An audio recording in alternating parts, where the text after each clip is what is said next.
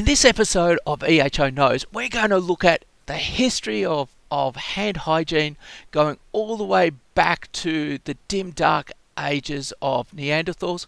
Probably not, but going all the way through up to modern times, and what are we doing in terms of hand hygiene, and having a look back. What's the good, what's the bad, what's the ugly? And to take us through this episode of history, I've got Dr. Barry Palmer, and who better to teach us about hand hygiene than Dr. Palmer? Now, here we go. Barry, who are you? Where are you from? And why are you the best person to teach us about the history of hygiene? Thanks, Shane. I'm Barry Palmer. I'm a associate professor at Massey University's School of Health Sciences in Wellington, in New Zealand. And I don't know that I'm the best person to tell you about hand hygiene, but it's an interesting subject, one that affects us all. And it has come into focus a little bit more, I think, since the pandemic, where there was quite an emphasis on washing your hands properly and spending a good amount of time doing it, and making sure your hands were clean, and just really reinforcing the fact that we can spread diseases from one person to another, and one way to slow that down at least is to wash your hands properly after you've been to the toilet, before you prepare food, or before you, if you're a healthcare worker, before you're interacting with patients or other things that might be involved in spreading diseases from one person to another. Really interesting, though. It's like we live in an age where everything you just said then, we just take for granted. Of course you wash your hands after you go to the toilet. Of course I want my surgeon to wash their hands. But as we're about to discover, you don't have to go that far back to be going, well, wait a minute, I'm not going to wash my hands. I'm a surgeon. But also at the same time, we're going, how did we manage to survive up until now without hand sanitizer? Like, the human race should have been wiped out millions of years ago because we never had access to hand sanitizer. So we're just going to balance all the stuff that we now take for granted we never did, but we still hear why. And what were the alternatives? Mind you, one of the alternatives was death. So, yeah. Okay, so let's go far back. Where would you like to start? Let's go as far back as, I don't know. You mentioned Neanderthals, and I really have no idea whether they washed their hands or not. But I suspect they probably did, at least on occasion. And it may have just been because, if your hands are all covered in gunk, even for a Neanderthal, that probably wasn't very present. If you've got some nice clean running water nearby, wash all the gunk off. And then if you're going to a piece of woolly mammoth, it's probably a much more enjoyable experience. Oh, I was just going to say, we've always been closely linked to water. So humans love water. We love the ocean. We love rivers. And so there's one sense that we were always close to something that would be occasionally cleaning us off. And it's not until we moved further and further away into extreme environments that water availability became an issue. So in one sense, we started clean and then made life more difficult for ourselves. Yeah, I mean, there's a school of thought that the reason that we're naked apes is because we spend a lot of our time in water, wading around in lakes in Africa, and that having a lot of fur like chimpanzees and gorillas was an impediment to that lifestyle, and therefore we lost a lot of our body hair. Okay, so we started in the bath. Okay, yeah. Moving on from Neanderthals then. Yeah, what's the next step? Well, there is good evidence that in South America, maybe up to 7,000 years ago, a group of people called the Mapuche people were using natural plant products which sudsed up quite well to wash their hands. And the reason we know about this is because the plant that they used is called soap bark, and their word for that plant means to wash. And so they used it for washing themselves and probably other things as well. So it literally is a soap type product. It Yeah. cleans. Yeah. Yeah. Okay. And so your partner would not be as smelly, or Exactly. your kids not as gross. Okay. Yeah. And so definitely been in use, but it wasn't soap. So it wasn't something that they made. It was something that was naturally occurring. Exactly. Yeah. But a very similar compound to some of our liquid soaps that we're using today. So throwing you totally in the deep end, do we find natural herbs all over the place? Like if we go into any of the older societies, are there just natural things that women have always known about? The simple answer is yes, although I can't off the top of my head name them, but there definitely are quite a few plants that contain compounds called saponins, which are soap-like detergent chemical properties that will help get dirt out of your skin and wash it away. So I'm emulsifying those dirty things that you've contaminated your skin with and washing them away in the presence of water. Let's start making life a little bit easier for you. Let's start moving into recorded history. Where do we start to see the introduction of hygiene? In recorded history, the Babylonians definitely had something very similar to the soap that we're using today, and that's relatively easy to make. So if you mix animal fat with wood ash, which is quite alkaline, and boil that together for a wee while, then you get something very similar to the soap that we're using today. Instead of animal fat, you can substitute vegetable oil such as olive oil or palm oil. That gets you a slightly higher quality of soap. So the chemistry of making soap is not very difficult, and you could think of probably how it happened was, if you're roasting a side of beef over an open fire, you get an awful lot of fat and tallow dripping out of it into the ash. If you then take some of that and accidentally put it in water, lo and behold, you find that has actually got some quite good cleaning qualities. So, but the interesting thing about the Babylonians was that there's no evidence that they actually used that to wash themselves, but there is evidence that they used it to wash textiles, probably woven woolen things and maybe cotton textiles that they were making. Is there any truth to, I heard the story that it was the old temples, sacrifices, and so you then have coming off that mixed with the ash. Any truth that there was from sacrificial system that we ended up with soap as opposed to your mutton story? Could well have been, but interestingly related to that, one of the reasons for undertaking hand and other bodily hygiene was for religious and sacrificial purposes. So the idea was that if you cleaned yourself, you purified yourself before you went and undertook religious ceremonies or presented a sacrifice at the local temple, you were ritually pure, so you're spiritually pure. So not so much to clean yourself up and get rid of any diseases you might have been carrying, but having that ritual purity.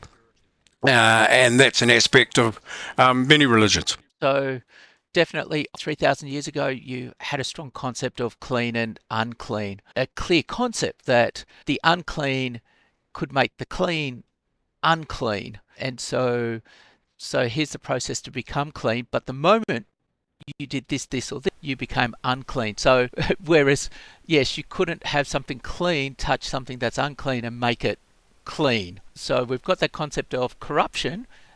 Any other religious texts? I'm not aware of any specific ones, but I'm sure there are. I think ritual hand washing and other cleanliness routines are part of Judaism, Islam. Washing yourself before you undergo religious events is quite common in many religions. Yes. Okay, so next stop off in our history journey here. Next one to look at probably is the Greek physician Galen, who was the doctor to one of the Roman emperors. So he was a keen advocate of using soap which is now sort of coming to a bit more regular use, and he was very much in favour of using soap to wash not only your hands but your whole body, and he saw that as being a very good thing for maintaining health and cleaning the body up to make sure that you could have the best possible health that you might have. So this is where things start to get really weird, though, because like, so you're saying Galen, his soap, it's a really good idea. I was recently in Rome, and what Rome's really famous for is all its baths, or the Roman Empire, wherever they were, they had baths. So 2000 years ago, we had a really, really good concept of daily washing. You're saying that here, use soap. That's a really good thing to do for your health, which then means that as we progress, this concept of having soap being reintroduced, it's just really, really weird that we had that knowledge, we had that common practice, and maybe we shouldn't call it the Dark Ages, we should just call it the Smelly Ages, because now we had to reintroduce it, centuries later.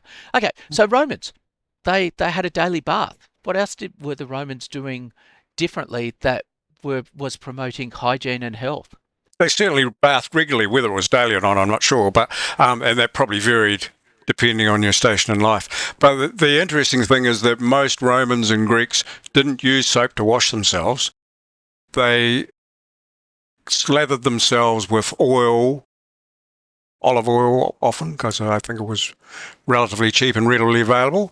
And then they used something a bit like a blunt sickle, Nastrigium I think it was called, and they used that to scrape the oil and the dirt off, and then would go and plunge in the bath to sort of finish things off. But yeah, the use of soap was not a particularly common occurrence. A normal thing to do was to slather yourself in olive oil and then scrape the dirt off. And so, if you're really dirty, just dig a bit deeper. Wow, what a funny concept, mind you. Having three boys, the concept of here's a stick, we're going to clean you up. Yeah, yeah. Okay. So Romans, oil, stick.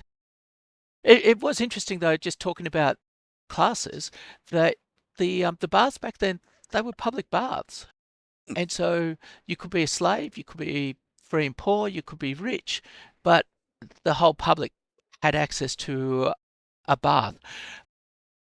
But yeah, they all had it. That there was just that assumption that everyone was entitled to a bath. So yes, Monty Python skit, apart from whatever, what did the Romans ever do to us? Oh, the aqueducts. Oh, it was terrible before the aqueducts. Yeah. So okay, so cleaning, sticks, oil. Anything else the Romans did, or next step in history? Oh, well, yes, just one other point. Galen, as I said, was keen on soap, and apparently the best soap was made by the Germans, and the next best thing was made by the Gaul. The next best type of soap was made by the Gauls. So maybe they just had the procedure for making soap down to a fine art in those countries. But yes. So yeah. Okay, so Asterix is just coming to mind. So not only did they have the magic potion, they also had soap. Yeah. Okay, so Obelix probably didn't smell that bad. No, well, yes. Well, it was unhygienic, so that it smelled the worst, wasn't it? The fishmonger. That's true. Yes. And hopefully everyone listening to this podcast understood all of those jokes, and hopefully the next generation coming through hasn't missed out on Asterix. That would be a tragedy. Yeah, so with the decline of the Roman Empire, the access to good Roman baths fell away, and probably hand hygiene to a certain degree did too, although I think there was probably a reasonable adherence to that, depending on your station in life and your religious beliefs and that sort of thing. And at the time of the Crusades, there's some mention of Crusaders bringing back soap from the Middle East made from palm or olive oil, and that sort of got a bit trendy with the upper classes. But then later on, that sort of fell away again, and there was the feeling, probably up until the 19th century, that washing in warm water was not a very good thing to do. In fact, it was probably a bad idea because some doctors thought that it opened your pores up and let the disease in. So I'll just backtrack slightly and then go forward. So we've got some really interesting things happening because you mentioned the Crusades. Fundamental in Islam is cleansing, and so now, as much as it was in the Old Testament, from a religious point of view, Islam is really, really strong on cleanliness and hygiene. And so now you've got the growth and the spread of Islam. And so a lot of what we're talking about is, well, actually, it's the Europeans just totally dropping the ball and stuffing it up to the point where, like you said, we're going, okay, no, washing your hands is really, really bad because it opens the pores and bad stuff happens. How bad did we get in Europe, like in terms of dodgy practices? Yeah, I mean, the spread of the plague in Europe is a pretty devastating thing, and not necessarily as a result of bad hand washing, but the fact that something like 25 to 50% of the population died of plague is, totally out of Yes. everyone's, normal idea of things, isn't it? So, so Well, it's hard to know, what proportion of the problem lack of hand washing, but it was a general cleanliness thing, and that, spread by rodents and fleas, easy to do in some of the big cities that were coming into play in Europe at that time. Well, I suppose that's a key point, is that cities are becoming bigger and bigger, dirtier and dirtier. Sewage is now becoming a major problem, to the point where London became so big that the entire area becomes a cesspit. So as much as we're starting to forget about hygiene or whatever, we're making bigger and bigger problems for ourselves because cities are becoming bigger, combined with the fact that we're introducing faster ways of getting from place A to place B. So therefore we can take rats from place A to B, or fleas, or whatever the case may be. So we're just making life harder for ourselves and introducing all these fun and games. Okay, so downhill trajectory. Now we start to get into the good news. The growing awareness. Okay, so please, a little bit of good news. So around about in the 1820s, Hungarian physician called Semmelweis made an observation that in the hospital that he was working in, there was a big contrast in the mortality rate between two maternity clinics. One had quite a high mortality rate of around about 20%, and the other one had a much lower mortality rate of around about 7%.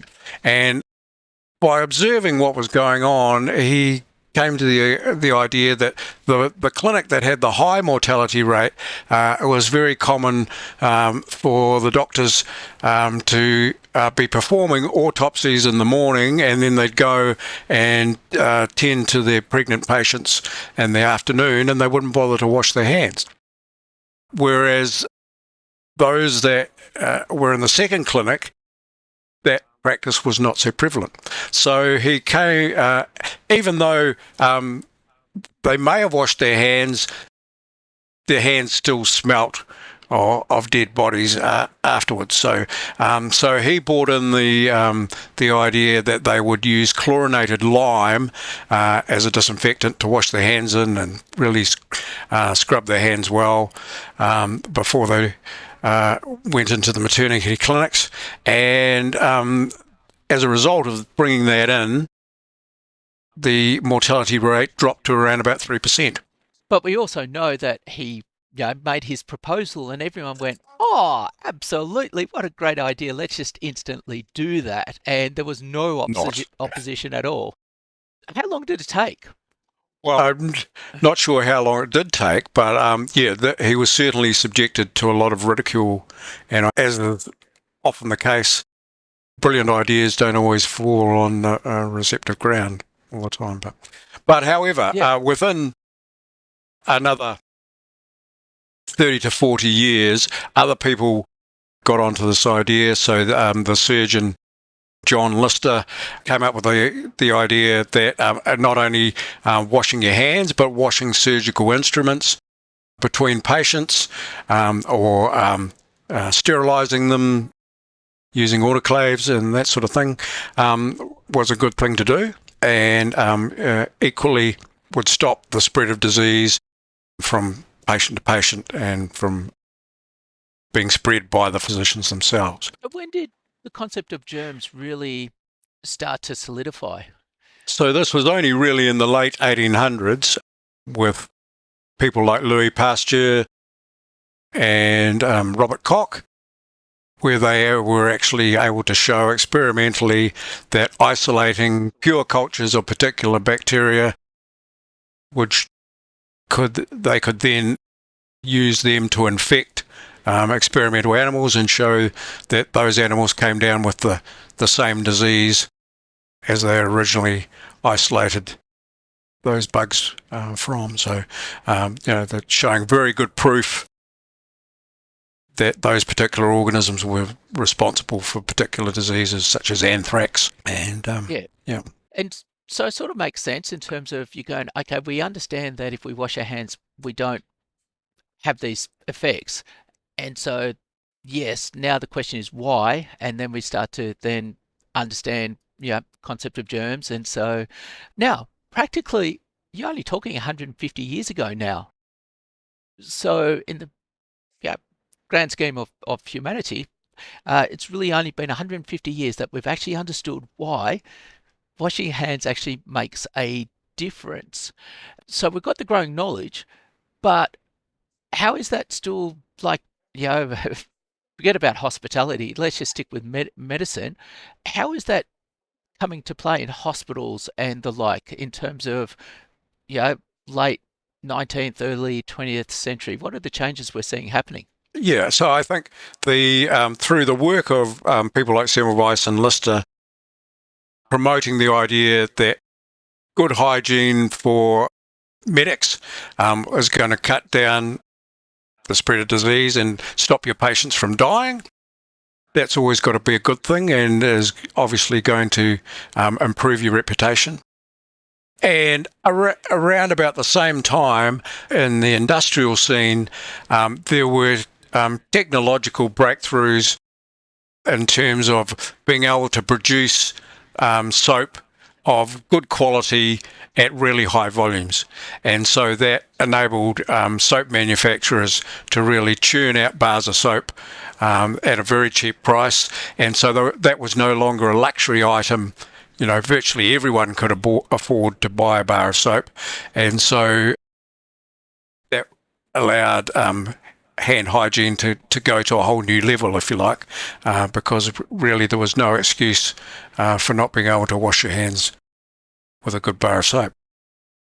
It's a funny concept. Okay, so vaguely, at what sort of year, what sort of decade are we talking about? You could now go into a working class home and there's a good chance that there's a bar of soap. So probably around about the 1890s. Wow. Okay. And so that transformation alone would start to have an impact. Do we see that, like in terms of numbers of average lifespan or whatever? Do we? Well, it's around about then that, human population really does start to go off. And I mean, if even in New Zealand, if you go to an old cemetery, you'll see a lot of young kids died at very early ages, many of them through infectious diseases. Yeah, and with improved hygiene and other medical advances, of course, like antibiotics, that starts to improve life expectancy a whole lot. Okay. Now, I heard a comment which was about survival rates during the war. And so basically, as the concept of hand hygiene and basic hygiene came in, suddenly soldiers were starting to have a better chance of surviving in the World War I, World War II. What were the changes that we were seeing now in the early 20th century? Hygiene, but also medical practice too. So I think with the advent of anaesthetics, therefore people were able to survive much better large operations. So, gone were the days of pouring half a bottle of rum down somebody's throat while they sawed your Yeah, putting a mutilated stick leg between your off. teeth. Yeah, Yes. and that sort of thing. And then once we get to World War II, then we start to get antibiotics coming on board. So, of course, that's a real game changer. And the ability to kill bacterial infections with relatively short doses of antibiotics just totally changed things altogether. So if you are infected, you've got a better chance of survival, but you've got a better chance of not being infected. You've got a better chance of not going mental. Okay, so things are looking good. Okay, so what are the positives of the 20th century now in terms of other hygiene things? Because of mass media, there's the ability to advertise hygiene products such as soap. And I guess because they were making quite a bit of money, they could then afford to sponsor popular programs, both on the radio and television. And so that sort of builds on things. And also, we're sort of getting back again to Roman culture, if you like, greater availability of public washing facilities. So places like schools and factories and other institutions, the availability of good washrooms and toilets, facilities, and that sort of thing. And just general recognition that hygiene is a good thing to do, and cleanliness being next to godliness. That whole, all those things build on each other to bring about a generally good result. It's an interesting question. When did the last sewerage cart, horse and cart thingo disappear? Probably around about the 60s or maybe even the 70s, I suspect. Yeah. So Yeah. just that concept of, yeah, Yeah. someone used to manually Yeah. handle it Yeah. from your house outwards. And so just something as simple as we've either got sewage everywhere or we've got, the treatment on blocks of land, treat it yourself. It doesn't have to be carted away anymore. So, yep, 50 years. Yes. Okay, hand sanitizer. When did hand sanitizer start becoming a thing? Where did that come from? So yeah, the first of those started to come on track in the 60s, and really probably came into their own more like the 80s. Yeah, and again, just sort of a alcohol-based hand sanitizer, just a technological breakthrough. I'm not sure exactly who was the first to bring it online, but I think it was probably an American company. Started to mass produce that, and then that's gone from strength to strength. Okay, so the good, the bad, the ugly for hand sanitizer. Well, soap and water is still probably the best, and that's just because hand sanitizer really only works if your hands are visibly clean. So if you've got mud or manure or whatever, or blood on your hands, then soap and water will take that off really far better than alcohol-based hand sanitizers will. But the hand sanitizers, in terms of convenience, are really good because you can take them virtually anywhere. Don't necessarily have to have running water to make them effective. And some of the ones that are not alcohol based still have disinfectant qualities for up to several hours after you've applied them, so that's a plus with them as well. Yes. So it's just interesting. But so this podcast is mainly aimed at environmental health officers. So you're talking food, and because you're talking food, yes, soap is definitely the way to go. Sanitizers can't remove chemicals. So, that's always going to be an issue. But you can't sanitize dirt. Like you have to have clean hands. Medical industry, though, totally transformed, the ability to be able to walk out of a ward and just instantly, sanitize your hands, between patients or whatever. Then it introduced the wonderful concept of now I'm just like continually saturating my hands with chemicals, but your hands have bacteria on it. So what's the side effect of continually bombarding your own hands with something that's designed to kill all life? Yeah, no, that potentially can be a problem because the bacteria that are normally resident on your hands do play a role in protecting you from disease-causing transients. So the resident bacteria can produce compounds that will kill the baddies that are coming out on transiently, and so you don't really want to knock them back completely. I have my doubts that any hand sanitizer will actually completely rid your hands of every microbe that's present there. But obviously, if you knock them down enough, their ability to act as a protective barrier is going to be severely reduced.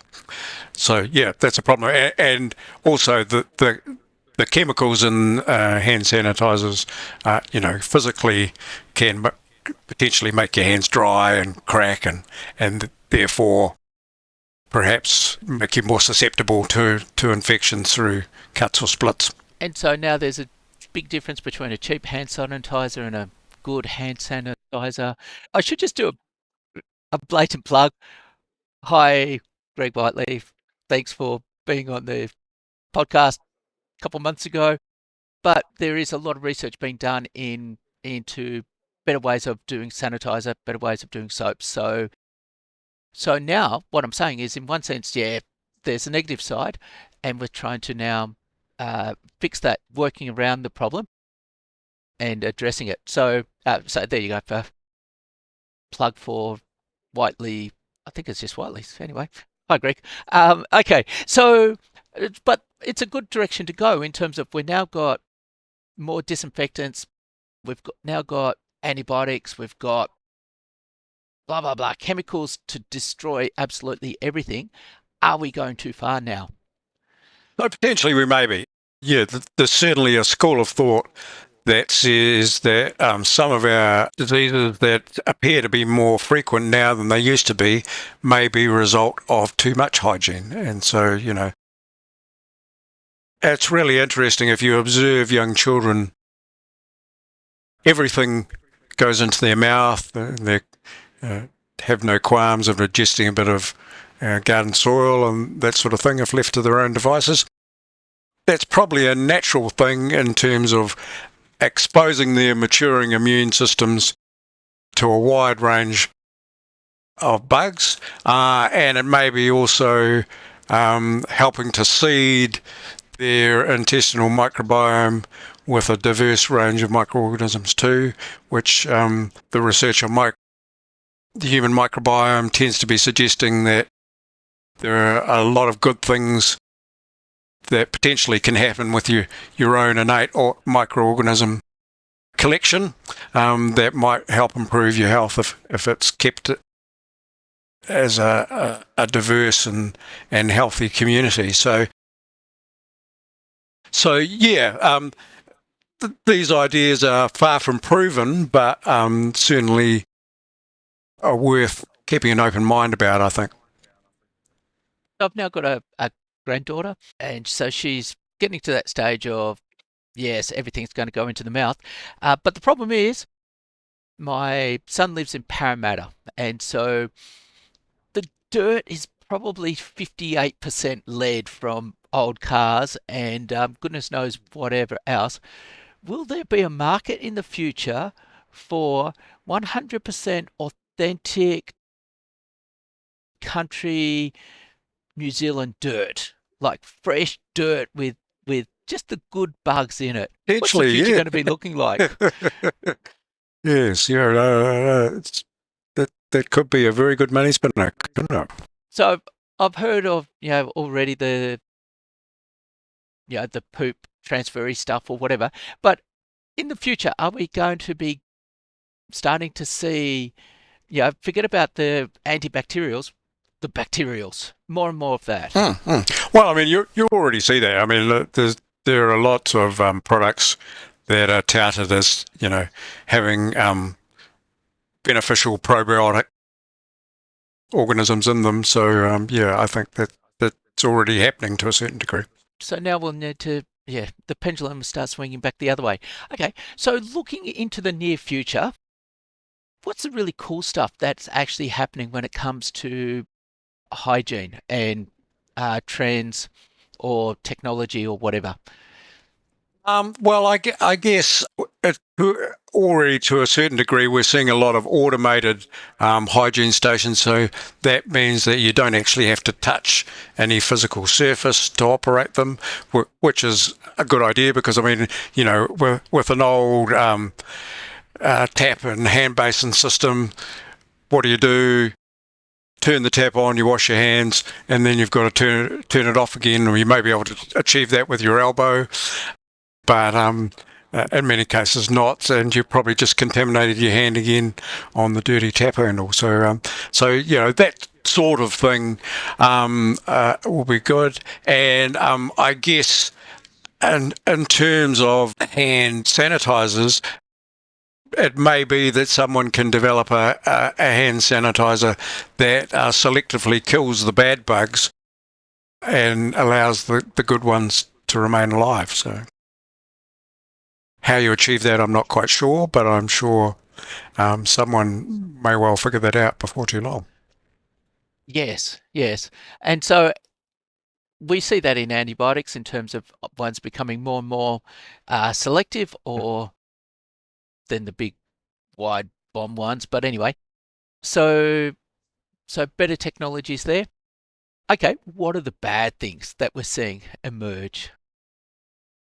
Well, I guess perhaps not so much emerge, but re-emerge. I think people very quickly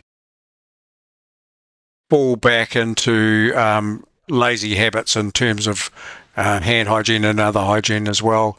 And so, now that we don't have a pandemic scooting around the world anymore, I think people's attention to how well they're washing their hands probably has slipped away again and will continue to do so until the next pandemic or whatever comes along. So That's one of the things we saw with product placement ad, but Glow Show and Glitterbug, the hand washing training products, we saw an absolute boom in sales at the start of COVID. But then lockdown happened. But by the time we came out of lockdown, we actually discovered that sales were below our 2020, 2019 sort of levels. And it wasn't until 2024, 2025 that sales went back up, which we're largely putting down to the fact that people just got sick of washing their hands all the time. And the moment they were told, no, COVID doesn't spread through hand contact, it's through the air, everyone went, fantastic, we don't have to wash our hands anymore. I'm never touching sanitizer. And so we then had this pendulum of, we're sick of that. The other thing that we're noticing now is outbreak of diseases that we've always historically immunized against. And now we're going, oh, we don't have that disease anymore, so therefore we don't have to be immunized. And back come the diseases. And hand washing very much fits into that category. We don't have the problem, so we don't wash our hands. And then suddenly, having said that, Hitchhiker's Guide to the Galaxy, a third of the planet got wiped out through a dirty handset. So when they got rid of the phone sanitizers, civilization was destroyed. Exactly. Yes. Okay. So there we go. That's been an interesting journey through prehistoric times, Romans, the dirty ages, up to the 19th, 20th, 21st, into the 22nd century for the history of hygiene. We have covered history, we have covered biology, we have covered religion, we've covered everything. So yes, congratulations. That is the broadest episode we've ever done. probably ever will do. So thank you, Barry, for the history of hygiene. Thanks, Shane. That's been a lot of fun.